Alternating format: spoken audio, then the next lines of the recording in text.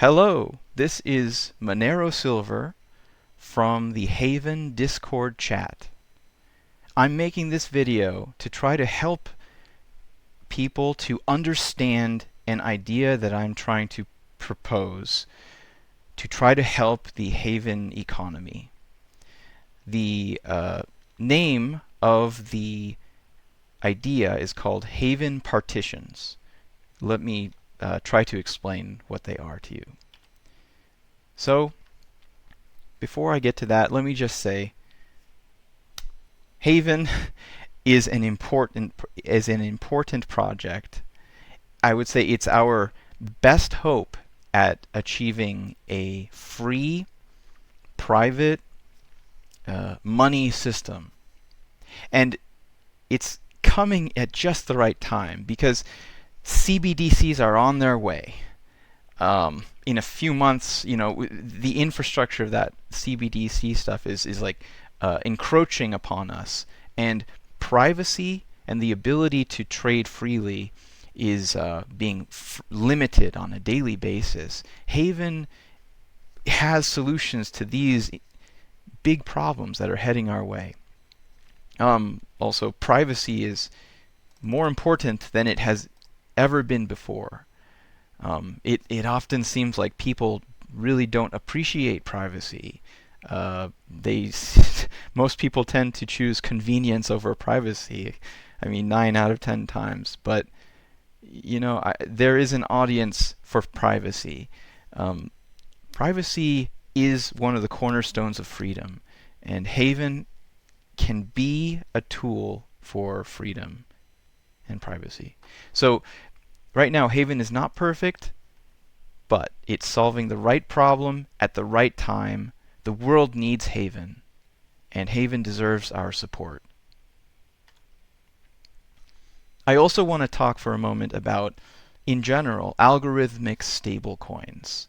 Now, there are various kinds of stablecoins, various kinds of algorithmic stablecoins. Well, Haven is in this one particular category of stablecoin called seniorage stablecoins. And so what is that? Yeah, that is when you have basically two assets. One of those assets is defined to be like a stable asset, and the other asset is defined to be a volatile asset. And the volatile asset absorbs market price changes from the stable asset. So, in the Haven world, XUSD is the stable asset and XHV is the volatile asset.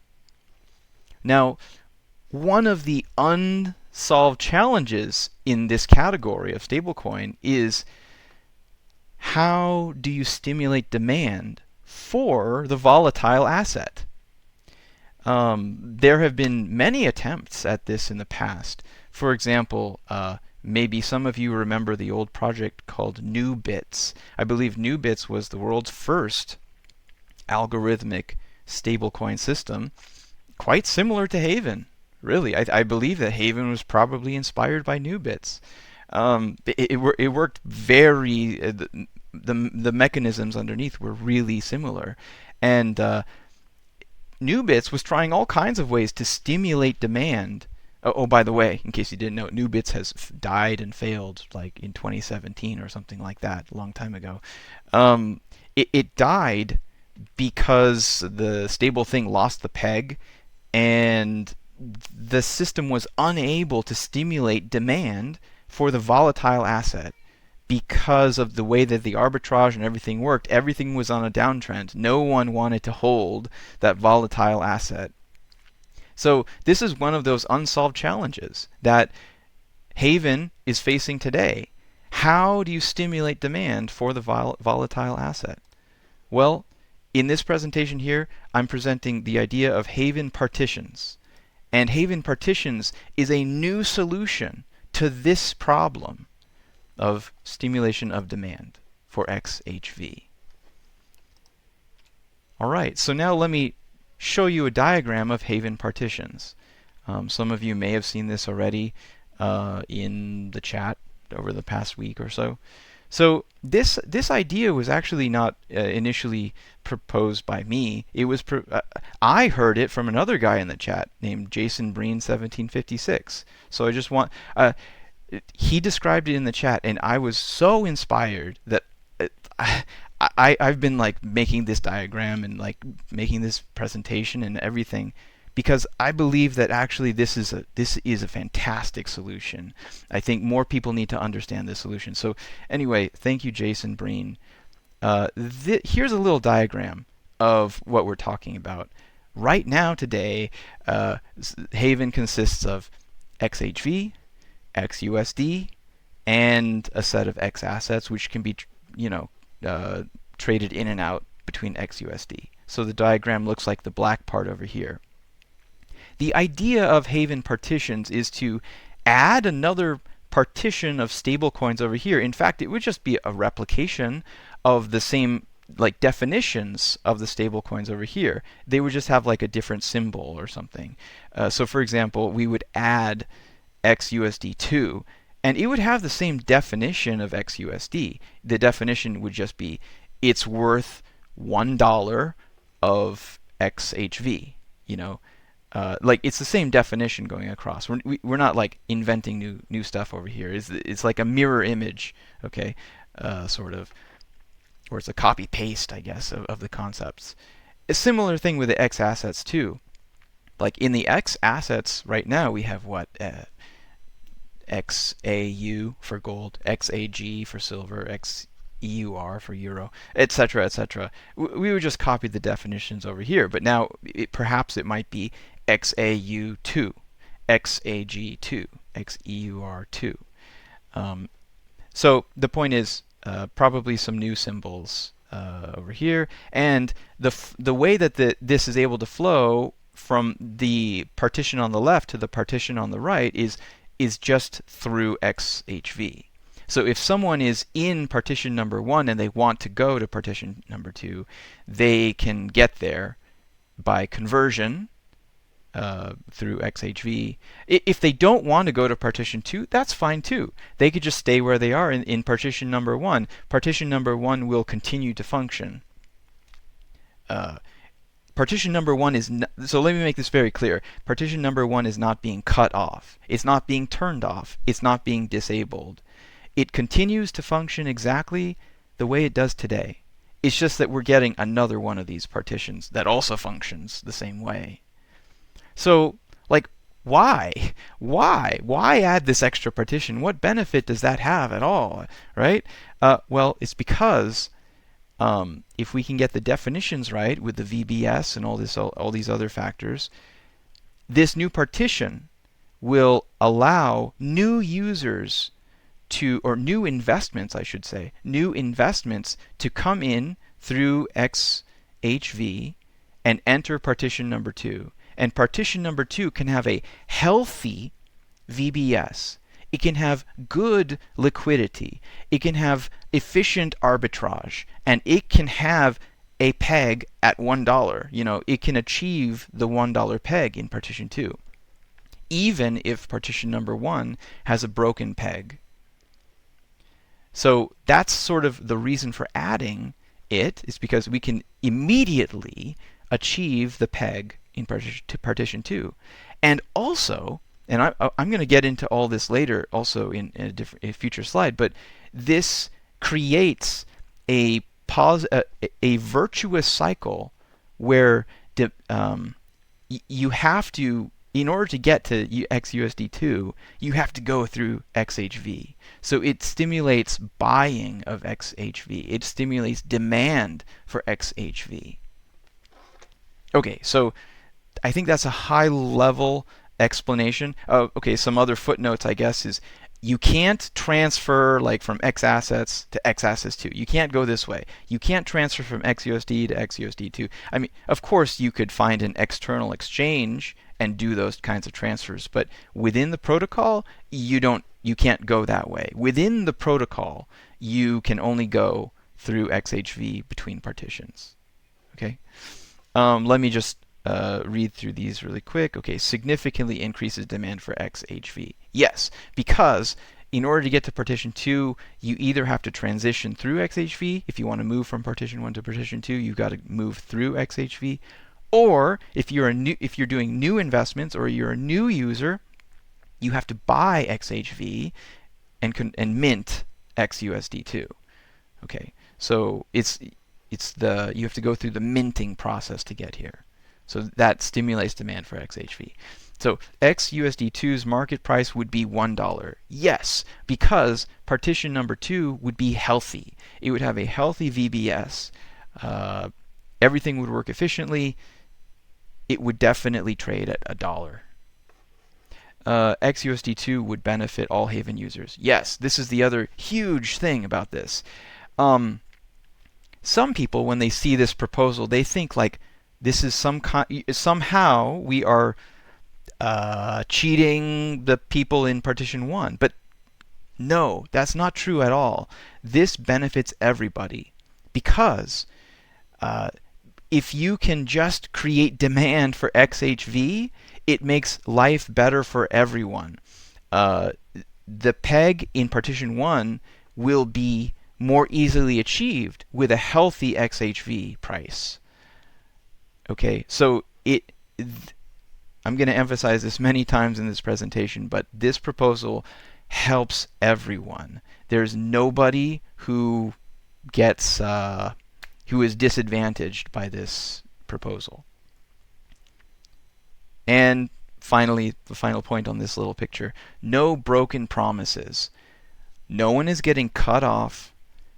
No one is, no functionality is getting turned off. Everything continues to function. Everyone is going to be able to get what they signed up for when they bought XUSD or when they invested in an X asset. They will be able to get what they thought they were signing up for. We're not disabling anything. So this is purely, you can consider it like this is purely an addition to the system. We're not changing any of the existing rules. Okay, so I've talked about this a little bit. Now let's go back over here. Now, let me re-emphasize again on this slide here. Everyone benefits from Haven partitions. So let's go through the list. So it stimulates XHV demand because the only way to get here is through minting, and so people have to buy it. So XHV, the price of XHV, the lack of XHV demand is Haven's existential threat right now. It is Haven's biggest problem right now.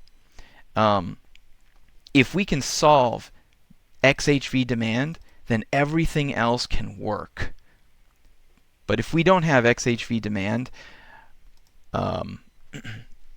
things are not going to work. Okay, so this is a solution for this problem, the biggest problem. Second, it improves the existing XUSD peg. So in this presentation, whenever I refer to XUSD, I'm referring to the one in partition number 1.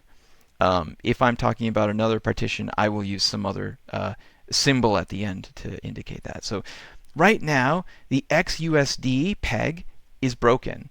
XUSD is trading at the moment for like, I don't know, 19 cents or something. So instead of $1. So this addition will improve the situation because it will improve the price of XHV. Improved price of XHV will improve the VBS of partition 1. Improved VBS of partition 1 will improve arbitrage and all the other things, and it will help the peg in partition 1.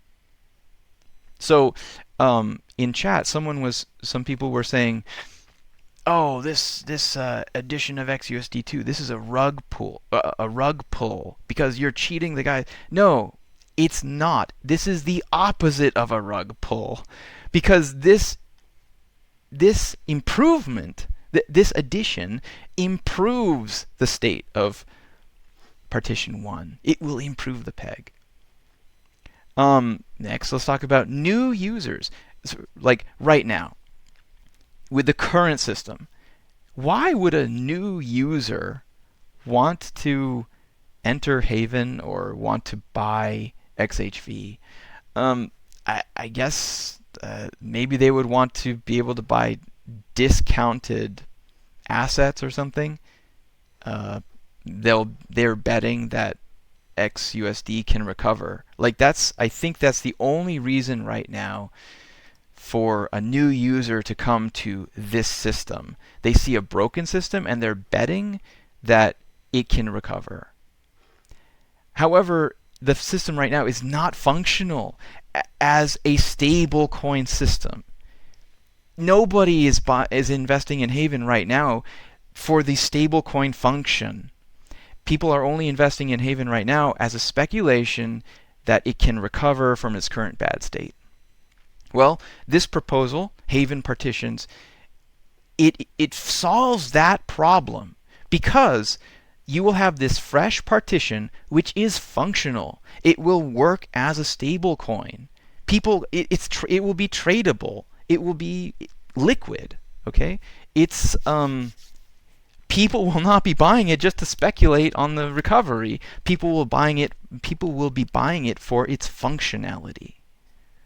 So, and also I want to say, some people have also commented saying that this diagram, this idea, is a Ponzi scheme or a pyramid scheme. Like you're trying to, I guess they're saying, I don't know. The concept, the misperception is that you would be, I don't know, taking money from someone to give it to someone else or something. But no, it's not at all. It's the opposite of a Ponzi scheme. The new users will have, you could say, liquidity that the old users don't have. Okay, I guess the definition of Ponzi scheme or something is something like the old users benefit at the expense of new users. That's the definition of like a Ponzi scheme. The old investments benefit from the disproportionately benefit. They take resources from the new investments. But that is not at all what's happening here. Here, the new investments have liquidity advantages compared to the old investments. Right now, the partition number 1 is not very liquid. If you're in partition number 1, you're kind of stuck there for a while. But if you're in partition 2, like new users would be, it is liquid. It's convertible. New users have advantages compared to the old users. So this literally is the opposite of a Ponzi scheme. Finally, I just want to reemphasize, this does not break any promises. No broken promises. That's you don't want to, have someone who bought Haven because of one reason, and then after that you redefine everything, and then the reason they bought it for is not there, and then they're upset. So in this solution, nobody is cut off, no functionality is destroyed, there are no broken promises. I also want to point out that this solution actually makes it disproportionately benefits small users and disproportionately not hurts, but it doesn't really benefit the whales as much. Whales are still stuck in partition number 1. Whales are not able to migrate quickly for any kind of low cost anyway. I mean, if whales want to migrate from partition 1 to partition 2, they have to go through XHV, and that will require a further investment from them if they want to do that. And so it's probably not worth it for them to migrate, right? So partition number 2 is not able to be polluted by the whales. Partition number 2 is a fresh environment, a fresh ecosystem that is fair for everyone who joins. So whales don't benefit from this proposal too much. Now, there was an excellent analogy made in the chat. Someone said, it was actually FlyR9, I believe, is the username. He said, adding another partition is sort of like adding a second engine to an airplane. So right now, Haven is an airplane, and it's flying with only one engine, and that engine is stalling. Adding another partition is like turning on another engine on that airplane to help it fly. I really think this is a valid analogy. Another analogy from the chats was like, well, you can kind of think of this second partition sort of like, okay, you have two fish bowls. You have this first bowl over here, and you have the second bowl over here, and you have fish in the different bowls. And the fish can choose to jump from one bowl to another, and they jump via XHV. You have to migrate via XHV. But the basic concept is fish can jump from one place to another. This analogy is useful to understand the fact that adding another partition does not double or even increase our inflation risk or anything, because an investment can only live in one partition at a time. By adding another X assets area, you don't double the inflation risk from trading or something like that. Okay. Next, I want to talk about economic forces as related to the Haven system. Haven economic forces. So, the most important economic force in Haven is the XHV demand. Like, by far. So, if we have sufficient XHV demand, then everything else will be okay. So, if there is enough XHV demand, then the price of XHV will be fine, and VBS can be healthy. And if VBS is healthy, then arbitrage can happen without, destroying the XHV price. Because if there's demand, then there is support. There's enough support to maintain a good price with XHV and have arbitrage. So arbitrage can happen. And if arbitrage can happen, then the XUSD peg can be achieved. So, but this entire chain is based on the first step of having XHV demand, sufficient XHV demand. I also want to point out, or just analyze a little bit, what happens when XHV loses its peg, in particular on the downside. If it loses it on the upside, that's not a big problem. That's like a rich man's problem. We don't worry about that scenario too much. The scenario we worry about, and the scenario we are in right now, is when XUSD drops below $1, like right now, 19 cents. Okay, so when that happens, there's no reason for a user to mint XUSD.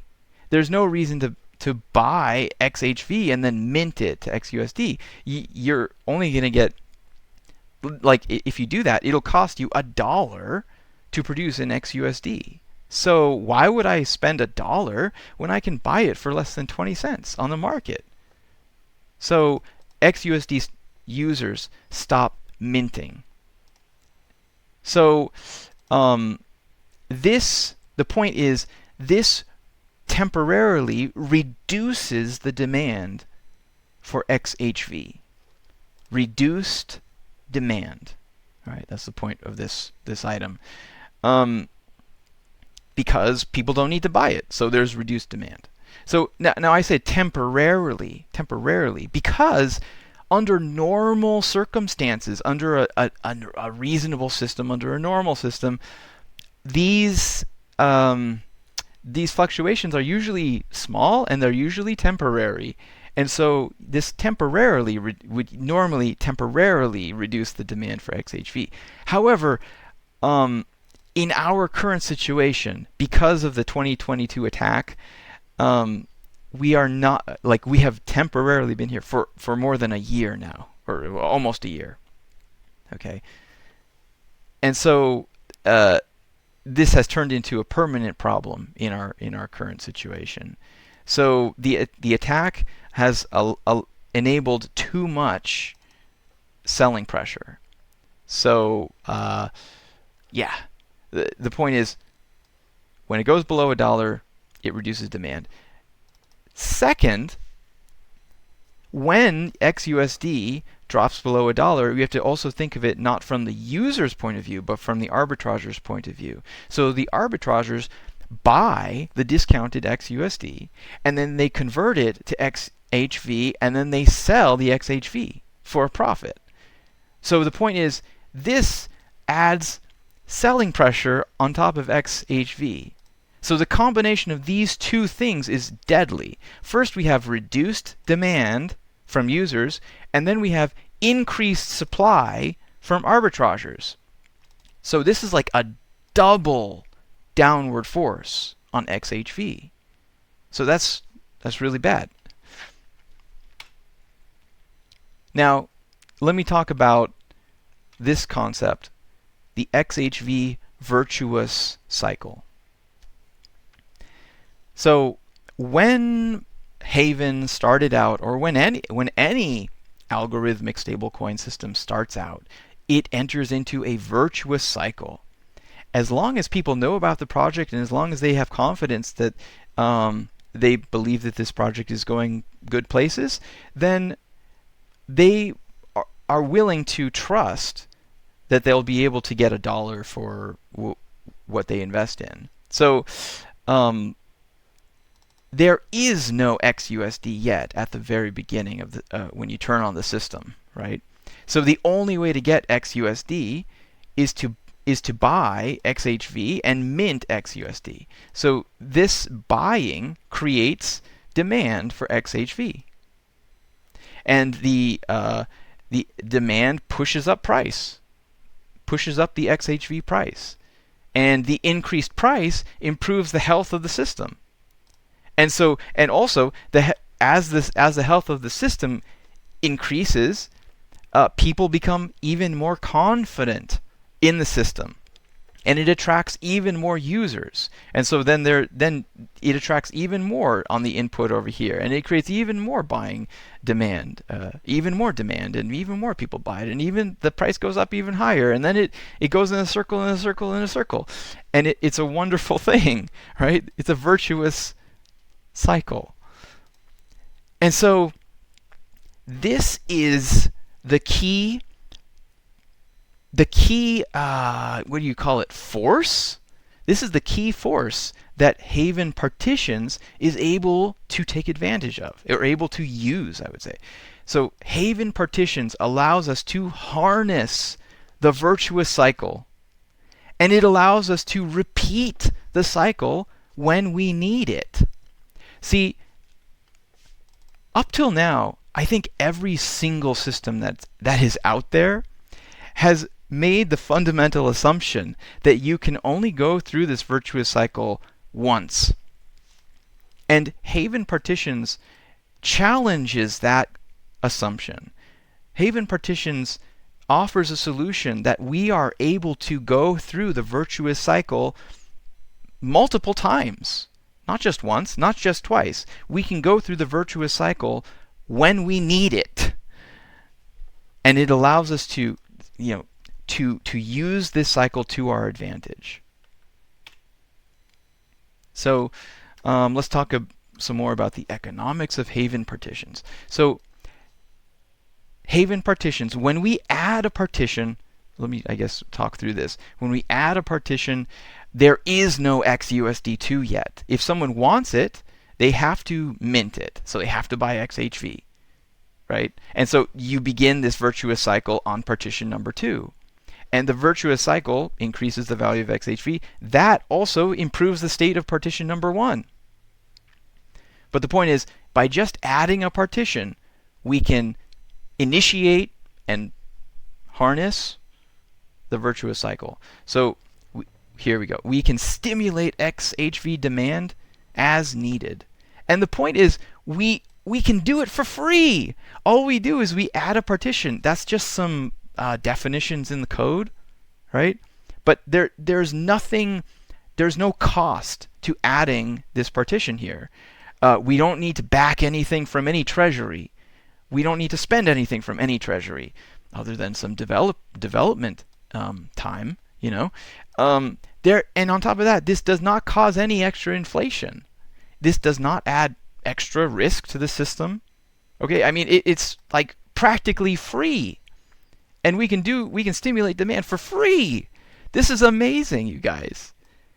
Like, this is the solution, that the unsolved solution that the other stablecoins haven't figured out yet. So, and the point is, like, you don't just have to do this once. You don't just get to do this twice. You can do this as needed. So totally, there could be XUSD2, XUSD3, XUSD4. I mean, our goal, of course, is not to. Our goal is to keep it to a minimum, as little as possible. But if we get stuck, and if Haven is around for the next 100 years, right? This is not the first problem we're going to encounter. This is not the first time we need to kind of like stimulate demand on the system. This is not the only time. This is not the only time we will ever have to do it. I'm sure we'll get to 4, right, over the next 100 years. So, but the point is, this solution is repeatable. It's not just a one-shot solution. It's repeatable, scalable, maybe you might say. Okay, so then here's in the presentation, when I refer to XUSD in a particular partition, I use this number at the end. So it could be XUSD number sign. So all XUSD in a partition have the same definition. They are all worth $1 of XHV. So there's no difference between the partitions. There should be no difference between the partitions. There's no difference of functionality. They're all worth $1. I mean, theoretically, you should be able to trade, like on an exchange. You can probably trade one for another, or you can probably pay a merchant with one of these or one of those, and they probably shouldn't mind too much. And people will just, as long as we have at least one healthy partition, that is enough to create enough healing force to heal the other partitions. So anyway, they all have the same definition here. And on top of that, talking about economic forces, Haven has a major advantage compared to other cryptocurrencies. Let's say compared to Monero, compared to Bitcoin, or whatever. And the advantage is that Haven is a stablecoin system. It is counter-cyclical with the market. So yeah, recently, over the past 2 months or something, Bitcoin and other cryptos have been on a tear. They've been rallying, going up. And so it's no wonder like the activity in Haven has been pretty low. I mean, no one wants a stable coin when Bitcoin is flying to the moon right now. But guaranteed, that situation will not last. I personally, I don't think it'll last too much longer at all. I think we're about to begin a down wave, okay? Maybe in a month or something. So the point is, though, Bitcoin doesn't steal our spotlight. Haven shines when Bitcoin is falling. So we have a major advantage in terms of when is Haven in demand and when it is not in demand.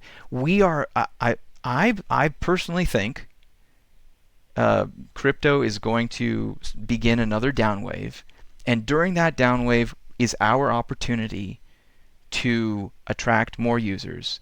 If we have a partition that is functional and works and is liquid, then we will get a lot of users. A lot of new investments will flow into Haven. So the timing is important. Timing is actually, Haven has a timing advantage here. Yeah, and I just want to re-emphasize again, like, this benefits everyone. There is not a single stakeholder who is disadvantaged by this change. It doesn't matter who you are. If you hold XHV, this helps you. If you hold XUSD, this helps you. If you're a new user, this helps you. If you are holding X assets, it helps you too. So, all right. So that's about economic forces. Now I need to talk a little bit about VBS. Now, the current definition of VBS is a little bit different than what we need, but it's close. VBS is the right concept. And I think it needs a little tweak, a little adjustment, but I'll talk about that in a moment. Sorry, I'm getting ahead of myself. The first point that I have to make is that Haven partitions plus VBS makes sense. I gotta say, VBS in its current form doesn't make sense. It doesn't really work. The only thing it does is cripple the system. It prevents the system from doing the thing that it was designed to do. So, applied to the current system, which I can generally call it a single partition system. If you apply VBS to a single partition system, it doesn't work. It just cripples the system. But if we can add partitions, then suddenly VBS makes sense and it benefits the system. So why do I say that? Well, okay. VBS is important. VBS is essential because it slows down unhealthy partitions. It is important to slow down an unhealthy partition so that it doesn't destroy the price of XHV. I think VBS has proven that it can slow the system down. I mean, we've turned the system on. It's been on for months now, and with Haven version 3, and VBS has done a fantastic job of slowing the system down. It's prevented inflation or destruction, I would say. It has prevented the destruction of XHV. And for that, it is successful. And it's important to do that. Now, let's see. I'm trying to think of what I was about to say. But okay, anyway, let's go. I think I have it on a future slide anyway. But with the ability to add partitions, VBS makes sense and is beneficial. Oh yeah, the point is VBS has done a great job of slowing our single partition system down.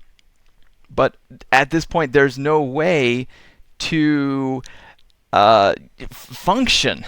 Okay, so the addition of another partition will allow the system to function, and VBS at the same time will be protecting the system too. So this combination works.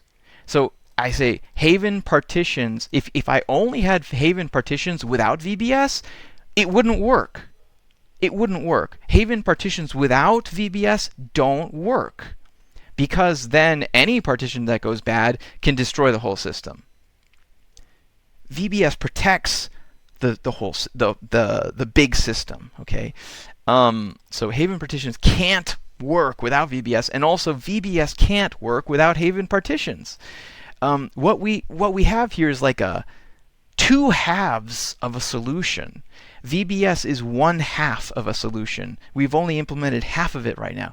Haven partitions is the missing half that we need. Okay, so let's talk about now how VBS should work. This is slightly different from how it currently works, but how it should work is the VBS collateral and time requirements should be related to the health of a partition. Collateral. Right now, we only have collateral requirements. Time is like defined arbitrarily right now at like 21 days. But really, there is no constant correct value for that. That should totally be a variable, just like the collateral is. If a partition is healthy, it should have low collateral and low time requirements. And if a partition is unhealthy, it should have high collateral and high time requirements. So, okay, Now let's talk about what does healthy mean. So I say if this partition is healthy or if this is unhealthy. So healthy means that the XUSD of the partition is around $1. And also the market cap. I should probably I ran out of market cap. Okay, I can fit it on the line there. There. So, and the market cap of the partition is okay. Now, I talk about market cap of the partition. That includes the total value of the XUSD and the total value of all the X assets in a partition. What we want is we want to give advantages to small partitions, and we want to give disadvantages to big partitions. This helps to mitigate inflation that is caused by trading gains or something like that, or attacks, or how did the current whales get their funds or whatever. If someone is a really big fish in this partition, or no, I would say if one partition is like disproportionately large compared to the other partitions, it should have some VBS disadvantages. It should be slowed down, whether to prevent whales from escaping or to prevent trading inflation or something. So okay, these are the two factors of health. The USD in the partition at $1, and also the market cap is, I say, okay in terms of like it's not too big. So if a partition is healthy, then the VBS collateral and time requirements should be low, and it should allow natural flows defined by regular supply and demand.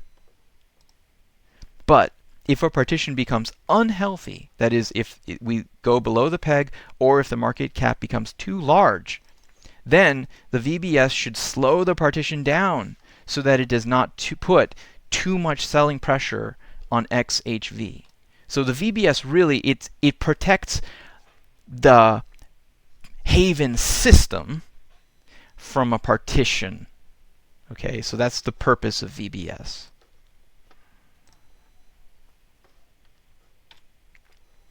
Okay, so what I described as what VBS should be is a little different than what VBS currently is. So to achieve this, we need to make some adjustments. So first of all, VBS should affect collateral and time. Like I said, there is no correct constant value for time. This should be a variable just like collateral. So to say it briefly, healthy partitions should have low VBS. Unhealthy partitions should have high VBS. And in particular, newly created partitions must be healthy. So whatever definition of VBS we come up with, this must be true. A newly created partition must be healthy. That's the only way to attract users into this new partition. And I believe that the VBS calculation, the VBS value, should depend on several factors, including the XHV price, like it does today. This XHV price is a measurement of Haven system health. So that's that.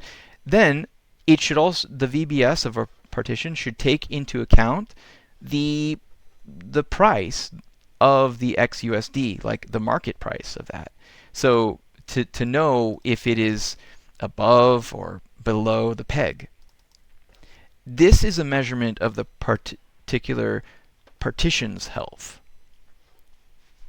And then next, it should also take into account the partition market cap. This is a measurement of trading inflation.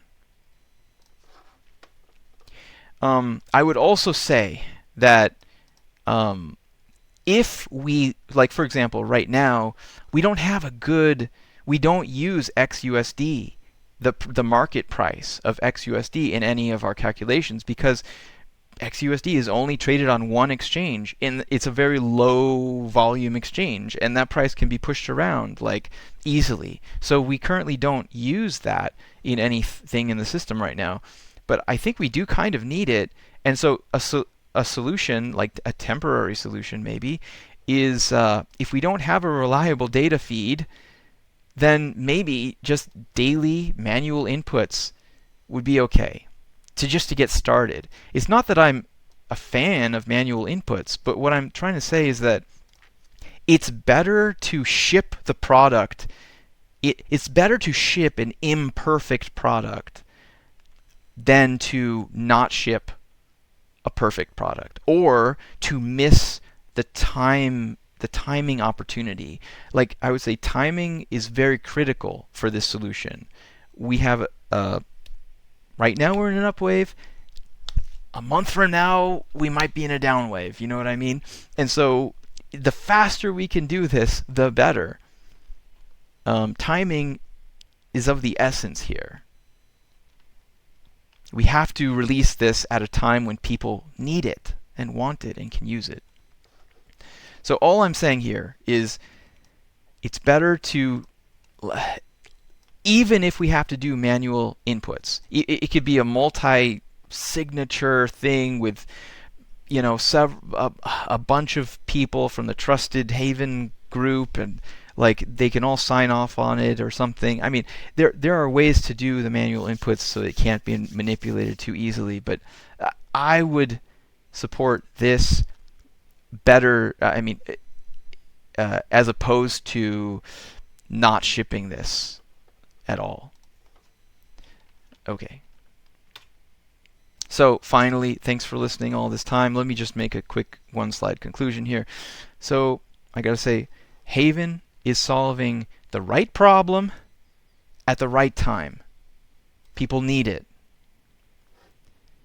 And on top of that, it's solving a difficult problem. But Haven continues to lead in this area. It is the best stablecoin system that the world has right now. Unfortunately, there's no demand for it at the moment, but golly gee, it is the best. I can see from a technical point, it's the best. All we have to do is solve the demand problem. So VBS plus the Haven partitions solves the XHV demand problem that we have right now. And this benefits everyone. And I have to reemphasize, it benefits everyone. So timing is critical. And so I would encourage you, please, let's do this quickly as we can. Let's do this now while we still can. XHV still has some value. It's trading at like 40 something cents. You know, at least it's not trading at a penny. If we delay and implement other things that don't stimulate demand, then the value of XHV will continue to drift lower, down to a penny or something. And like at that point, it's pretty difficult to use a solution like this. The reason why you can add a partition is because XHV still has value. If XHV value erodes, then even this might not be a viable option in the future. So please, let's do this now while we still can. Thank you everyone for listening. I'm sorry this took a while. But anyway, if you want to talk more, I'm on the Haven Discord, Monero Silver, or you can see my website, monerosilver.com. Thanks.